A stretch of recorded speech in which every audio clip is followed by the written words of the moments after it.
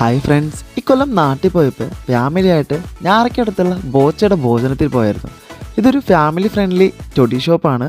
അതുപോലെ തന്നെ അവിടുത്തെ ആംബിയൻസും ഫുഡ് സർവീസ് അതെല്ലാം ഒന്നിനൊന്ന് അടിപൊളിയായിരുന്നു. നിങ്ങൾ ചെറായി ബീച്ച് അല്ലെങ്കിൽ ഞാറക്ക ബീച്ചൊക്കെ പോകുമ്പോൾ ഇവിടെ വന്ന് ഫുഡ് കഴിക്കുന്നത് നല്ലൊരു ഓപ്ഷനാണ്. എടുത്ത് പറയേണ്ട വേറെ പ്രത്യേകത എന്ന് പറയുന്നത് കായലിന് സൈഡിലുള്ള ഈ ടൊഡി ഷോപ്പിൽ ലൈവ് ഫിഷിങ്ങും ഫ്രഷ് കുക്കിംഗ് കാണാൻ പറ്റും. 23 വയസ്സ് താഴെയുള്ളവർക്ക് ഇവിടെ മദ്യം അലൗഡ് അല്ല. ഇനി അല്പം ഫുഡ് വിശേഷം പറയാം.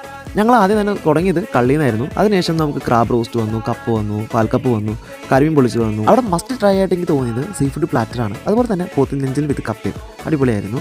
അതുപോലെ തന്നെ എങ്ങനെയാണ് ഞണ്ട് കഴിക്കേണ്ടതെന്ന് അറിയാത്ത എൻ്റെ ഒരു അവസ്ഥയാണ് നിങ്ങളിപ്പോൾ കണ്ടുകൊണ്ടിരിക്കുന്നത്. ഫുഡിന് ലേശം പൈസ കൂടുതലായിരുന്നെങ്കിലും ടേസ്റ്റിന് യാതൊരു കുറവുണ്ടായിരുന്നില്ല.